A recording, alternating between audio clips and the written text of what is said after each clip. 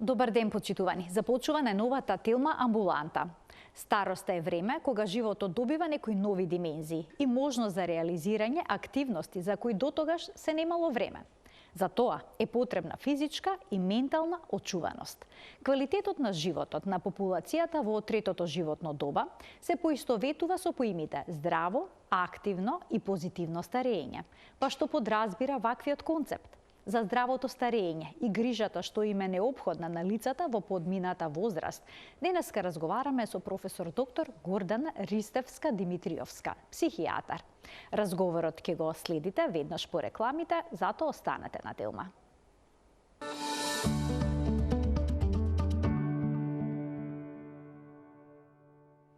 Што значи тоа здраво старење? Ќе прашаме професор доктор Гордана Ристевска-Димитровска, психијатар од Универзитетот Свети Климент Охридски, Висока медицинска школа Битола. Професорке, добре ни дојдовте во студиото на Телма и добар ден. Добар ден, благодарам за поканата и ги поздравувам вашите гледачи. Старењето е неминовен, генетски предодреден процес, кој што зависи и од однесувањето, но и квалитетот на животот. Денеска се почесто се зборува за активно и за здраво старење. Па што точно опфаќа тој концепт? Така е, денес не зборуваме само дека сите сакаме да дочекаме старост, туку зборуваме и за тоа дека сакаме да имаме квалитетен живот и убав и здрав живот кога ќе бидеме во поодминати години. Со оглед дека просечниот животен век во нашата земја е некаде 73 години просечно и за мажите и за жените, очекуваме дека тоа ќе се продолжува и се повеќе и повеќе ќе имаме повисока просечна старост во земјава, што значи дека сите очекуваме дека 80 години е нешто кое реалистично го очекуваме, но не е доволно само да имаме 80 години, туку сакаме и да имаме квалитетни години кога сме повозрастни. И сега тоа значи дека нашето тело треба да функционира добро, да биде колку е можно поздраво, иако не е возможно бескрајно нашата биолошка машина, нашето тело, бескрајно да функционира совршено. Тоа не е нешто кое можеме да го очекуваме. Со годините, способностите и функционирањето на органите доживуваат едно намалување, меѓутоа тоа намалување може во голем дел да се успори и може некои работи, големи болести кои се голем терет за возрастните луѓе, може да се превенираат. Така, професорке, има едно истражување направено во една од балканските земји, каде што се оценило дека повозрастните лица, лицата во поодминати години, не се сосема задоволни од квалитетот на сопствениот живот. На скала од 1 до 10, испитаниците постари од 65 години, своето задоволство од животот го оцениле со оценката 4,13. Просечна оценка 4,13. При тоа посочиле дека најмногу им пречи што се во лоша здравствена состојба. Па постои ли начин некако сепак да се забават хроничните болести? Што може да се направи? Така е, една од причините за ваквото незадоволство, кое го гледаме и емпириски во секојдневната пракса, тоа се забележува дека луѓето не се во подминати години не се баш среќни со начинот на кој што живеат и не е само здравствената состојба. Тука се и социјални и психолошки фактори, и економски фактори кои придонесуваат во севкупната добро состојба. Меѓутоа, од здравствените потешкоти навистина има многу хронични болести кои може да се забават, а еден дел може и да се избегнат. Меѓутоа, се што правиме треба да почнеме порано да правиме. Никогаш не е доцна за да промениме определена навика и да направиме нешто добро за себе, но сепак, за да имаме квалитетно старење, здраво да старееме, треба малку и порано и во младоста да помислиме на тоа дека ова тело ќе не служи онолку добро колку што ќе инвестираме во него. А каква треба да биде исхраната кај лицата во третата доба? Таа е една постојана флоскула дека треба здраво да се храниме, е лесно да се каже, а не е толку лесно да се направи. Значи, во исхраната треба да внимаваме да внесуваме поголема количина на протеини, на белковини, а помалку јаглени хидрати. Особено да ги избегнуваме рафинираните шеќери, што во нашата исхрана страна е малку проблематично. Нашата кујна, нашата нормална домашна кујна која ја имаме е многу вкусна, меѓутоа содржи доста процесирано бело брашно. Правиме навистина преубави специјалитети кои се тука локална традиција, меѓутоа количината на рафинирани шеќери и на рафинирани масла растителни треба да се намали колку е можно повеќе. Рафинираните масла и да се избегнуваат, значи да доминираат масти кои доаѓаат од растително, кои доаѓаат од како маслиново масло, значи ладни цедени масла и повеќе омега-3, повеќе риба, значи од тој аспект треба да внимаваме, значи внесот на протеините е многу важен. Затоа што внесот на протеините директно е врзан и со нашата мускулна маса. Кој што се намалува со Таа се намалува со годините и ако не се обидуваме и не се трудиме да ја задржиме, тоа има директни последици по квалитетот на живот и го скратува и животниот век.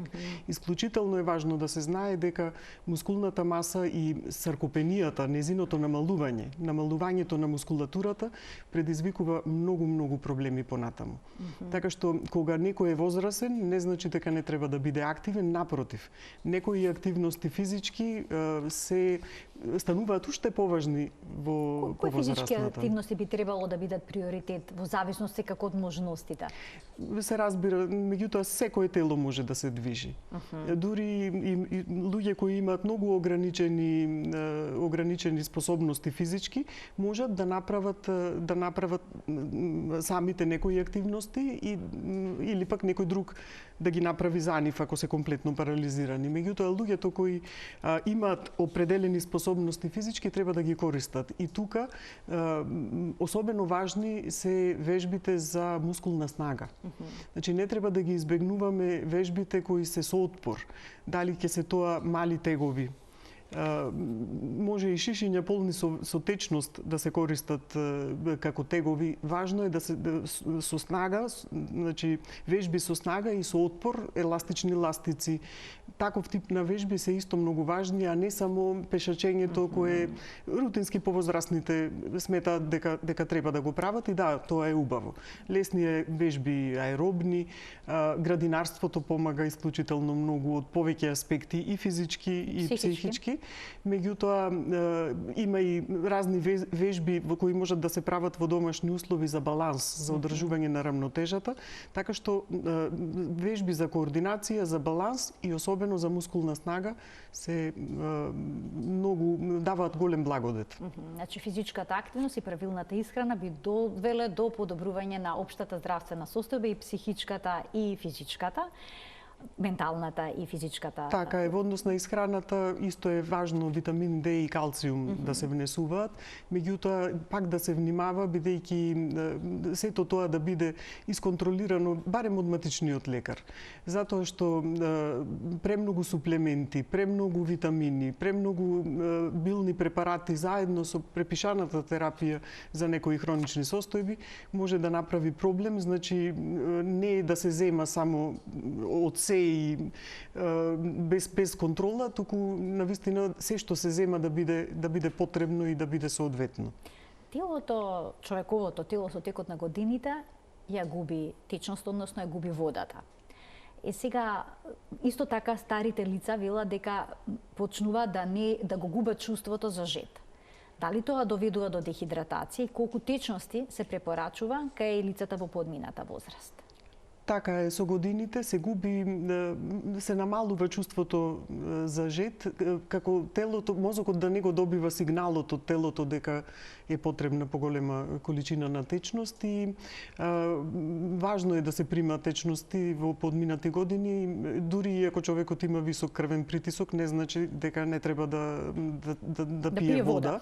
Во денот за жените некаде литар и пол би требало да примаат течности, мажите пиете околу 2 литри. Сега сето тоа е индивидуално според висината, меѓутоа сепак околу 2 литри е препорачливо. Значи да имаат навика на 1 час, на 2 часа да се напијат по една чаша сега вода? таа количина на течност може да доаѓа и од чаеви, и од супи, чорби, од сето тоа, од целокупната исхрана, меѓутоа да треба да се подсетуваат и да си стават во навика, да им влезе во навика дека на определено време треба определена количина да испијат вода, дури и да не го, ако не се чувствуваат жедни, значи да примаат вода, затоа што тоа ја подобрува функцијата на бубрезите, го намалува ризикот за падови, ризикот за конфузија кој може да се појави, а исто така и многу од лековите предизвикуваат лачење на поголема количина на урина,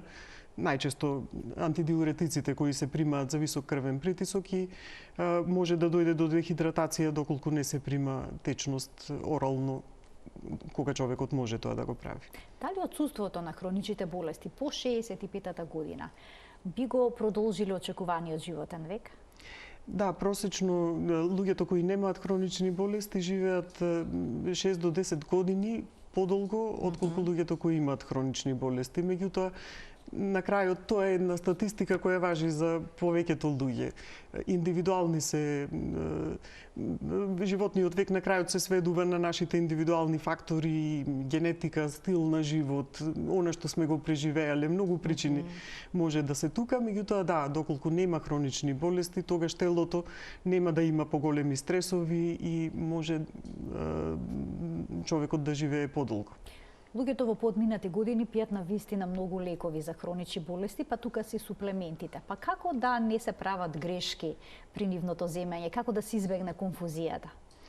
Да, навистина станува комплицирано за луѓето кои примаат комплицирана и терапија која на неколку часа треба нешто да се прима, па нешто е пред јадење, нешто е после јадење. Навистина знае да биде терапијата комплицирана и за да нема грешки е многу важно да се организира земањето на терапијата. Тоа би значило најлесниот начин е да се обезбедат кутии каде има делови за терапијата да може да се нареди таа за цела недела, например, па да нема такви грешки. И исто е многу важно, најмалку на 6 месеци, секој човек, повозрасен човек со хронични болести, соматичниот лекар да ја преиспита својата терапија. Нешто кое еднаш ќе се препише не значи дека треба за секогаш да се зема. И овде настануваат многу проблеми, бидејќи обично кога повозрасните лица ќе одат на некој специјалист, ќе добијат некоја терапија и таа се закачува и некако не се преиспитува повторно. Затоа матичниот лекар е главната контрола и луѓето можат навистина да добијат одлична услуга тука. Значи еднаш на 6 месеци да се ревидира целокупната терапија и сите суплементи. И исто е многу важно кога одат кај било кој доктор, секој пациент да каже се што прима. На природна база, суплементи, лекови од сите специјалности кои ги има добиено. Важно е тоа да се споделува, бидејќи не секогаш специјалистот ги има тие податоци во мој термин или нема како да ги знае. Ако пациентот не ги каже целата терапија која прима, ќе може да настанат проблеми. Некои лекови влегуваат во интеракција. Може да настанат многу интеракции и многу од природните препарати може да има проблем да се земаат заедно со некоја од препишаните лекови. Без разлика што се природни. Без разлика. Значи, ако е природно, не значи дека не е хемиска субстанца. Сепак, на крајот на краиштата, тоа што и да примиме, и храната која ја јадеме, и алкохолот кој го пиеме, на крајот, преку црниот дроб и преку нашиот метаболизам ќе се обработи и во еден момент тие ензими во црниот дроб треба да ги преработат тие лековите кои ги примивме и природните работи кои ги примивме. На крајот се сведува на физика и хемија. Телото е тоа. Така. Тука е проблемот со падовите. Со текот на годините се зголемува ризикот од пад. Сега како тоа да се превенира? Ризикот Во од домот, падови, во дворот. да. Ризикот од падови е навистина горлив проблем за повозрасната популација. Има многу причини зошто до тоа доаѓа. Самата функционална намалена функционалност, потешкотии во движењето може да направат потешкотија да се живее во домот онака како што бил. Нашите домови не се прилагодени за луѓе кои имаат определени потешкотии во движењето. Тука се надоврзува и проблемите со слухот, проблемите со видот. Ослабен слух, ослабен вид може да направат поголема шанса за да се сопнеме во домот, да се лизнеме во домот. Така што домовите треба да си ги средуваме онака според нашите потреби. Какви да бидат подовите, какво да биде осветлувањето, распоредот на мебелот? Да, осветлувањето треба да биде посилно и генерално целокупната просторија да е покриена со добро осветлување. Подовите, овие теписи кои ги користиме, се на кое може да се лизнеме, не треба да биде таму. Малите мебели, малите предмети, како надкасни мали маси, столчиња, разни предмети кои не ги користиме толку често, подобро е да ги извадиме одвнатре. Важно е во бањата да имаме нелизгачки под, ако имаме плочки, да ставиме нешто кое ќе биде безбедност за да не се лизнеме внатре. Најголем број од падовите и повредите се случуваат во тоалет. Така што нашите тоалети, во обичните станови и куќи, често внатре има када преку која треба човекот да прескокне некако, што не е многу практично, многу луѓе не можат тоа да го прават. Така што ако може да се прилагоди да имаме мазни површини без многу прагови на кои би можело да се сопнеме, значи да се користи тоа, а во најмала рака секој може да обезбеди нелизгачка површина во тоалетите за да ја имаме таа безбедност. И исто, ако се јави поголема потреба, ракофатки можат насекаде да се инсталираат во домот. Кај лицата кои што се повозрасни често пати се јавува и проблем со менталното здравје. Тие понекогаш сакаат да се осамуваат, а се случува и да се чувствуваат осамено. Зошто е тоа така? Осаменоста е голем предизвик во повозрасната доба. Прво се случува намалување на социјалниот круг заради природниот тек на животот. Пријателите не се сите тука, голем дел од пријателите значи или веќе ќе починат или не се во состојба да можат да се дружат, да можат да комуницираат.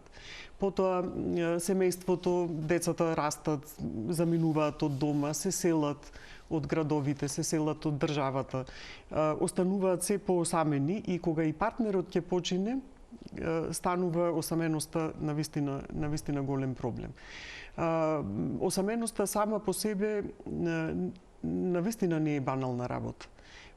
Може да предизвика голем пат на целокупното здравје, не само на менталното здравје, туку и на физичкото здравје. Осаменоста е голем стрес. Предизвикува лачење на стрес хормони кои после го креваат притисокот, па иди до поголем ризик за кардиоваскуларни болести. Значи, навистина осаменоста придонесува за да човекот да добие депресија, да биде анксиозен, па после тоа да зема терапија дополнително од она што нормално би земал, па таа терапија дополнително може да направи конфузија и да дојде до падови. Значи е една голема магепсан круг и нешто кое може да се подобрува, меѓутоа треба многу повеќе како општество да помогнеме за тоа да се случува. Тешко е за возрасно лице кое нема физички способности доволно да може да пронајде социјален круг.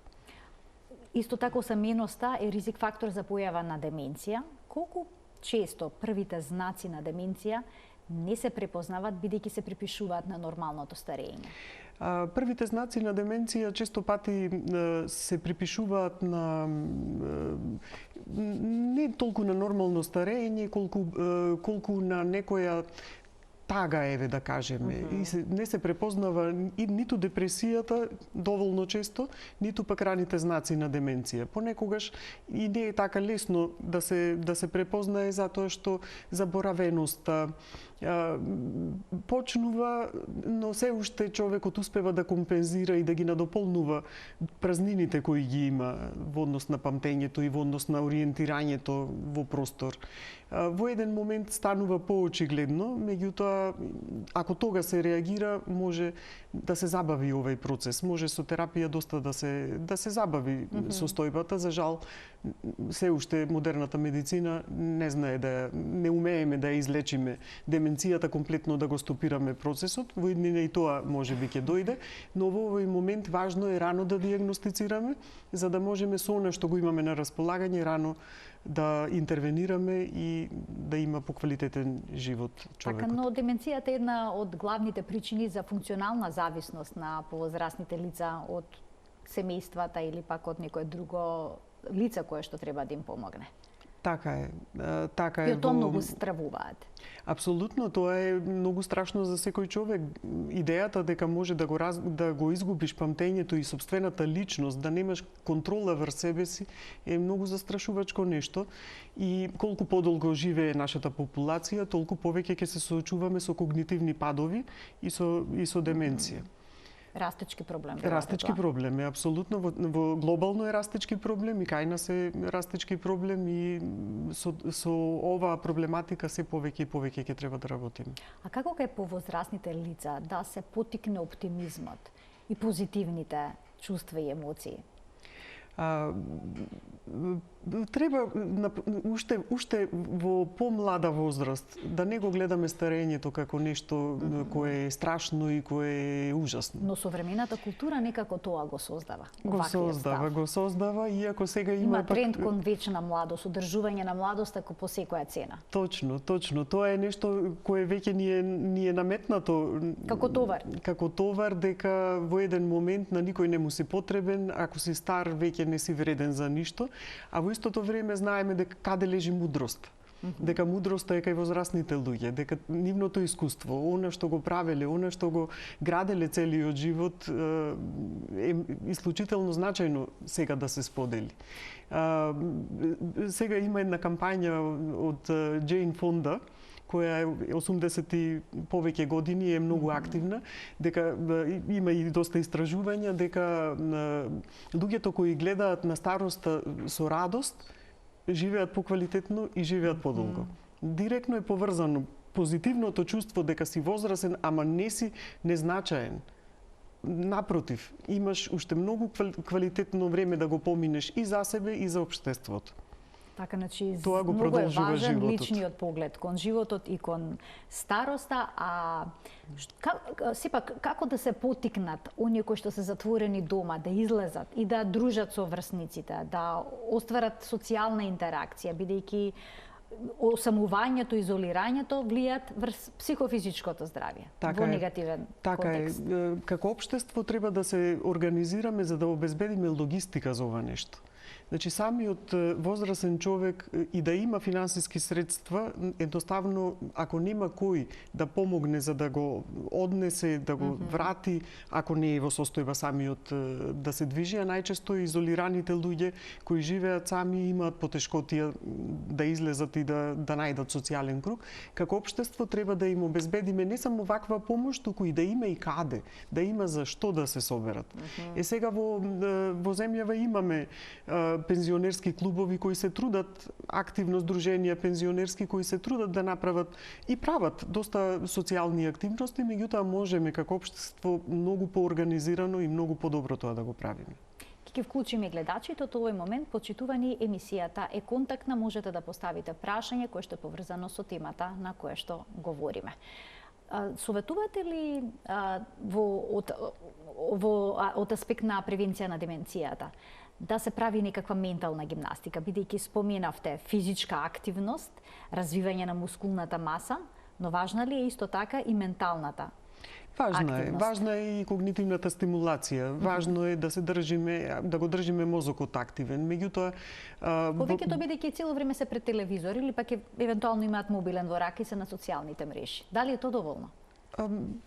Помага, ама не е доволно. Може многу повеќе од тоа. Може да се читаат книги, може да се слушаат книги ако способноста за читање е намалена. Да, видот им обично лош, па не можат. Да. Има да разни прочитаат. техники од окупациона терапија, разни програми за когнитивна стимулација. Но на крајот на краиштата и играњето шах со пријатели, комуникацијата со пријатели е многу корисна. Некои работи, како на пример Алцхаймеровата деменција, која е генетски предодредена, тешко дека колку и да сме и најпаметните и луѓето кои многу го стимулирале мозокот ќе ја добијат болеста. Меѓутоа васкуларната деменција можеме исклучително многу да придонесеме. Со намалувањето на сите фактори кои придонесуваат за зголемен крвен притисок и мозочен удар, срцев удар. Сето тоа ако се редуцира, може да дојде и до подобрување, многу луѓе да не разбијат воопшто васкуларна деменција. Имаме гледач. Ќе му дадеме предност. Добар ден. Добар ден. Повелете. Се јавувам за оваа проблематика. Значи, јас пијам атолна киселина без наману на испитување и пијам навечер само Хелекс. Фамосан пијам по потреба. Пијам витамин С, магнезиум, витамин Д. Сега, ЕНАП и Блоксан ги откажав. Затоа што се осеќам подобро. И сакам од докторката да ми каже дали да ги пијам Блоксан и ЕНАП. Така, ви благодарам за вклучувањето во програм. Имајте предвид дека денешната гостинка е психијатар. Ако ќе така? одговорам. И пијам и магнезиум, витамин С, витамин Д. Така, цела палета од лекови и суплементи. Ви благодарам за... Овие ми се витамини за организмот, а не јадам. А не јадете? Добро, ви благодарам за вклучувањето во програма, повелете. Вака терапијата која ја опиша госпоѓата, значи соматичниот лекар обавезно да си провери, бидејќи тоа е терапија за висок крвен притисок, можеби вистина нема потреба од таа терапија, но може би да има. Може и да има и затоа многу е важно да си провери соматичниот лекар дали од тоа има потреба. Витамините, вака како што ги кажа, е сосем во ред: магнезиум, витамин С, витамин Д. Меѓутоа, околу Хелексот, за тој лек да исто така соматичниот лекар да се испита дали има потреба се уште да се прима. Затоа што тој е тип на лек, бензодиазепин, кој прави кај повозрасната популација треба да се избегнува. Ако е препишан од лекар, во ред, не дека е забранет. Прави ја зголемува шансата за конфузија. Прави конфузија кај повозрасните и може да дојде поголем ризикот за падови и повреди. Затоа бензодиазепините кои се многу препишувани во нашата земја се проблематични кај повозрасната популација повеќе отколку кај помладата. Проблематични се и кај помладата популација, бидејќи на долги стази прават толеранција и зависност, меѓутоа кај постарата популација се уште поризични затоа што конфузија прават. Ако се препишани под контрола од лекар, не се значи контраиндицирани како за сите да не смеат да ги примаат, меѓутоа многу внимателно треба со дозите и со зачестеноста на препишување на бензодиазепини. Така, уште да гледачки вклучиме. Добар ден. Добар ден. Добар ден, во програма сте. Добар ден. Повелете. Јас имам 77 години. Така. Имам деменција. Имам месоница 2 месеци. Дали има врска на деменцијата со месоницата? Докторке, дали разбравте? Деменција рековте дека имате, но сега имате и несоница, така? Дали се овие две состојби поврзани, ако добро ве разбрав? Да, Така, добро. Одлично ви прашање. благодарам за вклучувањето и сега професорката ќе даде пояснување. Одлично прашање и горлив проблем кај лицата со деменција. Поврзани се двете состојби, особено ако пациентот не може преку ден да биде активен доволно и потоа спие во текот на денот, навечер ќе има голема потешкотија да заспие. А ритамот на ден и ноќ е исклучително важен. Така што на овој гледач му препорачувам да побара помош за несоницата, таа треба да се реши. Има начини како, има разни препарати кои може да му помогнат, не мора да бидат лекови секогаш, може и некои други препарати да помогнат, меѓутоа да си побара лекарска помош, бидејќи долготрајното ноќно вака изменет ритам ден-ноќ ќе му направи големи проблеми во функционирањето. Колку е поизморен, толку преку денот може да се случи да се повреди дополнително и да, поврзани се. Деменцијата често пати оди со нарушување на ритамот на ден и ноќ. Но се ова и нешто што се нарекува пензионерска несоница, кога во текот на денот дремнуваат пред телевизор и потоа навечер не може да спијат. Да, може да се случи, меѓутоа пак со добар баланс на активности во текот на денот и таквите преспивања нема да бидат толку проблематични за ноќното спиење. Меѓутоа ако нема во денот активности, ако не се изморува телото, навистина проблематично е навечер да се заспие. Тука е уште еден проблем кога станува збор за повозрасните лица, а тоа е насилството, кое што може да биде физичко, може да биде финансиско, но и занемарувањето исто спаѓа во оваа категорија. Па која група на возрастни луѓе се најзасегнати, се ризични за вакво нешто? Ова е горлив проблем. Насилството на старите лица не го третираме баш како што треба како општество. Всушност многу е тешко да се пријави, многу често не се пријавува и после тоа и нема како да се интервенира ако воопшто не се пријавува, но и не се зборува за тоа. Во нашето општество е дури како прифатено дека пензијата на родителот децата ќе ја користат. И тоа не е проблем доколку потребите на возрастното лице се задоволени и има добра слога и се грижат едни за други, тоа не е проблематично, но често се случува и да бидат тој тип на економско насилство, значи да биде и чест и проширен. Не е само земањето на парите и трошење за своји потреби, а не за потребите на семејството и на старото лице. Туку може да се случи насилство економско од типот на правење на голем притисок да се препише имот. Тоа ги прави старите лица да бидат во една ситуација да немаат контрола врз својот живот, да бидат во голем страф дека ќе бидат оставени без ништо и дека ќе нема кој да се грижи за нив кога ќе имаат потреба. Најчесто лицата кои имаат когнитивен пад, кои имаат деменција, луѓето кои се немојкни, кои се неподвижни, кои зависат од другите луѓе за храна, за вода, тие се секогаш под голем ризик. Луѓето кои живеат сами, и тие може да бидат под ризик и исто има и еден момент на насилство и всушност жртви на криминал кога им се одземаат личните информации, личните документи, па со нивните документи се земаат брзи кредити или се користат за некои онлайн измами. Значи и тоа често се случува и често пати е и незнаење. Прво е ранливост на старото лице, ама и некогаш и незнаење. Успеваат разни манипулатори да ги излажат и буквално да ги ограбат. И како се тоа да се превенира? Има ли некаква стратегија?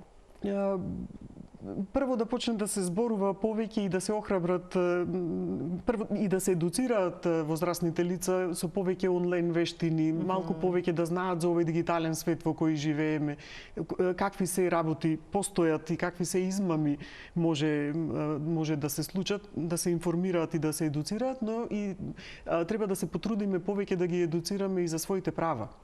Што им е право, а што им е должност како родител.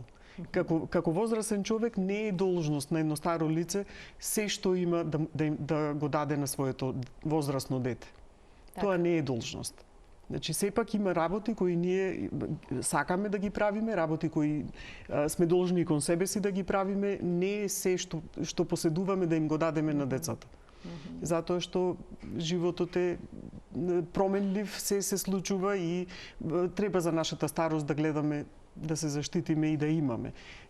Така што во однос на насилството, подобра едукација, повеќе медиумски кампањи и да се реагира соодветно од сите надлежни органи кога ќе се пријави насилство, да не се занемарува тоа, да не се запоставува. По светот се отвараат центри за здраво старење. Што говорат искуствата? Кои се бенефитите од нив? Ефикасни ли се? Ефикасни се, водат кон многу подобро психичко, физичко и социјално живење. Има голем ефект, го продолжуваат животот, меѓутоа и среќата во животот, благосостојбата, чувството на корисност, чувството на припадност, сето тоа социјалната потреба ја задоволуваат, а исто така и може многу работи од едукации да се прават во такви центри, може да се прават многу значи баш ова кој го зборував за дигитални вештини, за права и така натаму, значи од многу аспекти може да помогнат.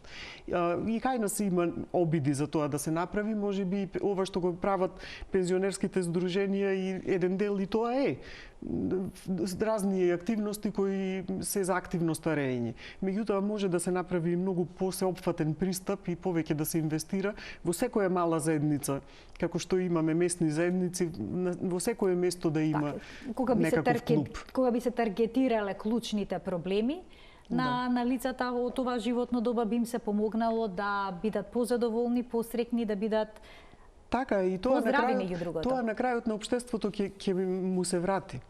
Значи, секоја инвестиција во активното старење се враќа со намалени хоспитализации, намалени болнички трошоци, намалена здравствена заштита, значи, и како и помалку плаќање за долгорочна грижа понатаму.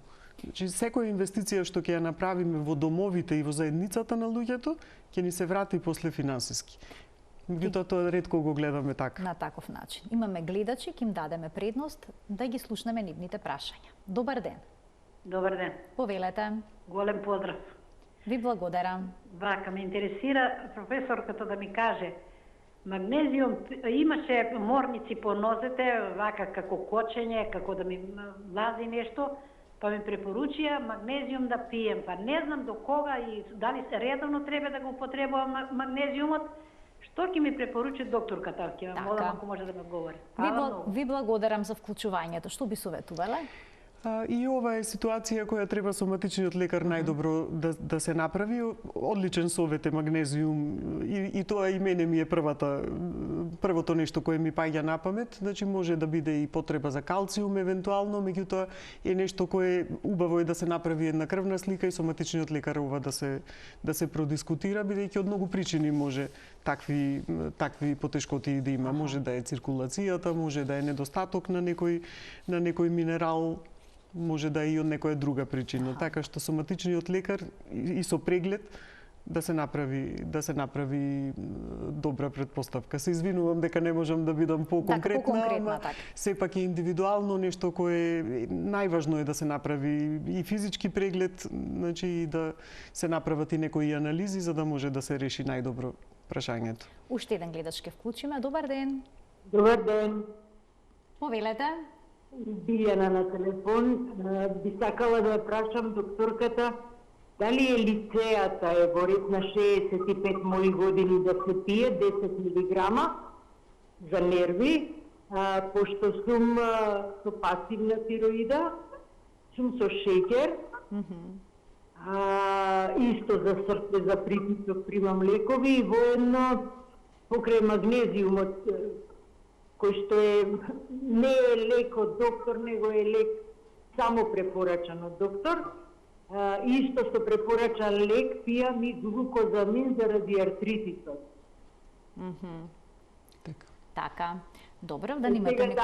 Ако треба појаснување околу другите лекови, можам да така, кажам. не сосема е во ред. Ви благодарам за вклучувањето во програма. Повелете. Да, значи овај антидепресив кој го спомна гледачката апсолутно е одличен во комбинација со другите лекови, прави исклучително малку интеракции со другите лекови и е прва линија во ова возраст, значи да се прима 1000 пати подобро е отколку да се примаат седативи од бензодиазепините и да се прима антидепресив. Побезбедно е заедно со хипотиреозата која ја има и со диабетесот, ова може само да помогне за целокупната добросостојба. Оние лица кои што примаат антидепресиви во подминати години, дали ќе треба да ја применуваат оваа терапија доживотно или пак може да се прекине? Не, ништо не значи доживотно во однос на антидепресивите. Антидепресивите најчесто ги даваме заради депресија, но исто така и за анксиозни состојби. И се е убаво да се процени до кога е неопходно. Се прима додека е неопходно, не доживотно. Значи, кај таа возрастна категорија не постојат поинакви правила? Не, баш напротив, исто и кај младите, исто и кај повозрастните, се додека има потреба. Ништо вишок, особено кај повозрастните треба да се внимава. Се што не е неопходно, не мора да се прима. Ако докторот одлучува дека веќе нема потреба од нештото, подобро е да не се прима. Помал број на лекови, помало оптеретување на црниот дроб и на бубрезите. Мораме да внимаваме на метаболизмот и на начинот на кој ги елиминираме лековите, значи мора на тоа да се внимава. Старите лица со негодување и незадоволство прифаќаат идејата за живот во старечки дом. Се чувствуваат отфрлени од семејството, но и самиот старечки дом го перцепираат како место за запоставување. Знаат да кажат, тој отиде во старечки дом и по 2 месеца почина. Па како да се надминат овие стигми и предрасуди? За многу луѓе неопходно е да се продолжи животот во старски дом од многу причини. Но кај нас имаме една културолошка матрица во која може би е до некаде па и искуство дека во минатото биле вакви или такви старските домови. Денес реалноста е поинаква затоа што старскиот дом стана потреба за многу голем број на луѓе и ќе стани за уште повеќе. Колку старе е населението повеќе и колку повеќе младите се иселуваат, имаме, а и да не се иселени, треба да работат, треба да имаат свој живот. Во еден момент за некои лица потребата за грижа и за нега е повеќе од 15 часа во денот, ако не и 24 часа. Во таква ситуација, ваквите институции можат да помогнат и да бидат уште еден начин на кој животот ќе станува поквалитетен. Модерните денешни домови веќе не функционираат да дадат само класична нега и тоа е тоа. Напротив, тоа не е доволно. Значи, една обична, во однос на негата и на грижата, на здравствениот надзор, тоа е нешто кое секако функционира, меѓутоа се прават и многу повеќе напори, многу повеќе активности. Се враќа социјалниот живот, наново се почнува нов социјален живот. Има бројни активности кои се прават во старските домови, каде што луѓето всушност посреќно живеат отколку затворени изолирани во сопствените домови.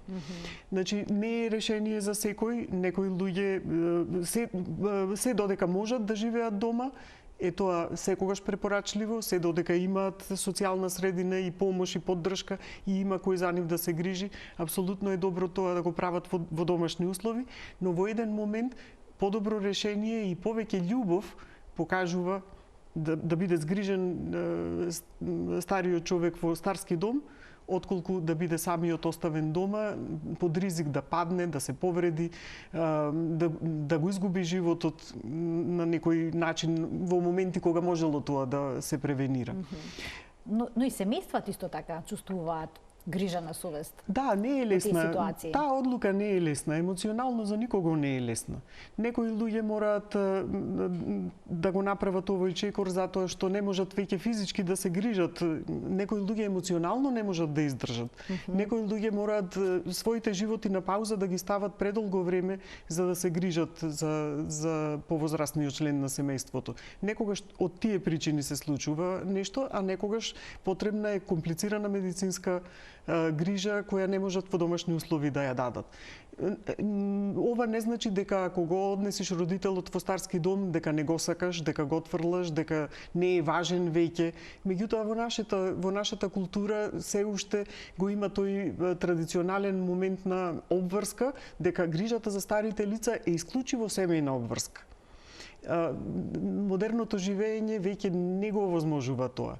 Друго беше кога живеевме во поголеми заедници, кога едно семејство просечно беше по 4-5 члена.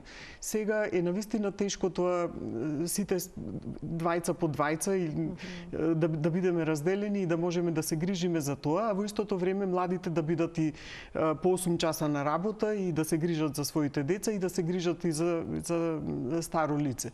Невозможно е тоа да се случи. А да не зборуваме за ситуацијата кога се децата далеку и тоа дополнително им предизвикува тежина и емоционално страдање, дека не можат да бидат со родителите постојано и ја немаат контролата. А пак од друга страна, во моментот кога се носи лицето во старски дом, пак децата и оние кои се грижеле за старото лице ја губат контролата врз тоа. Претходно секојдневно се грижеле за лицето и го правеле тоа на нивен начин, најдобро што можеле. Сега треба да ја дадат, да предадат таа контрола и таа грижа на непознати луѓе, на институција. И тоа не е лесно да се надмине. Меѓутоа е неопходно и е многу добро да се случи за една група на луѓе кои имаат навистина потреба за поголема грижа и нега. Па како да се избере старски дом? Кој старски дом е најдобар за нашата блиска личност која што има потреба за такво нешто? Треба ли да биде во близина на местото каде што живеат членовите од семејството?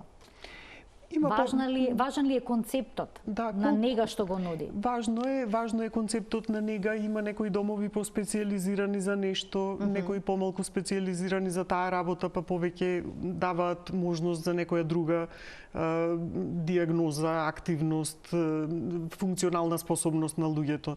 Некои домови се за поактивни, повозрастни лица, некои се поспецијализирани за дементни пациенти, некои се поспецијализирани за луѓе кои се неподвижни заради мозочни удари и така натаму.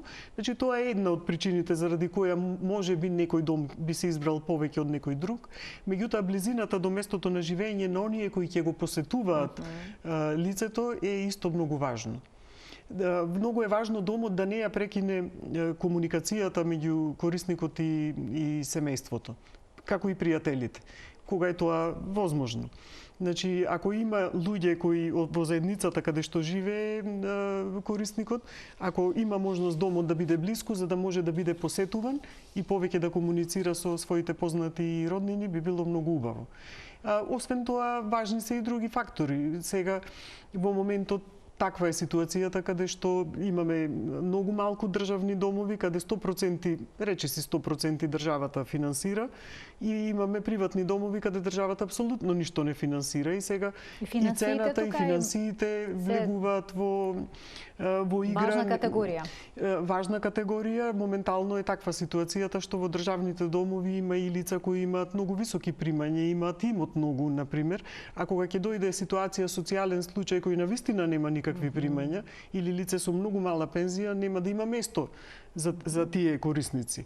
Така што моментално многу нефер ги распределуваме парите кои се определени од државата за грижа, долгорочна грижа на старите лица. Има многу по-добри начини како тие средства да се распределат за да може лицата кои навистина имаат потреба од буџетски средства за да може да имат достоинствена старост, да може тоа да го добијат, а луѓето кои можат да си дозволат да учествуваат, значи со сопствени средства повеќе. Тоа е така во целиот западен свет. Така треба и кај нас да биде. Тој модел очигледно дека треба се примени и овде, бидејќи има многу немотни лица кои што не може да ја добијат потребната помош. Да, и најчесто и така и се случува. Луѓето кои се навистина во тешка финансиска состојба, кои немаат никаков имот или имаат имот кој не можат ни да го продадат, не се способни да го продадат и да може тие средства да ги користат, тие се немојни воопшто да стигнат до старски дом, а камоли да дојдат до место во државен старски дом. И тука настанува голем проблем, додека пак во истите старски домови каде што државата финансира 100%, имаме лица кои можат да си дозволат да бидат во приватните домови.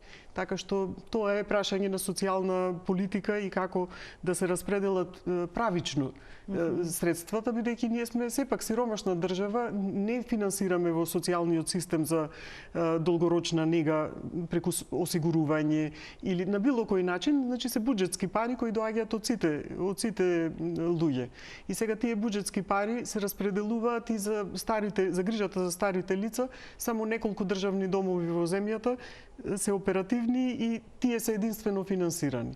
Тоа навистина не е правично. Прво не е правично кон оние региони кои немаат државни домови, ама пак со оваа финансиска ситуација во земјата нема шанса ние да изградиме и да оперираме државни домови на цела територија на земјата и ќе го имаме проблемот на крајот навистина оние на кои имаат потреба да нема каде да одат.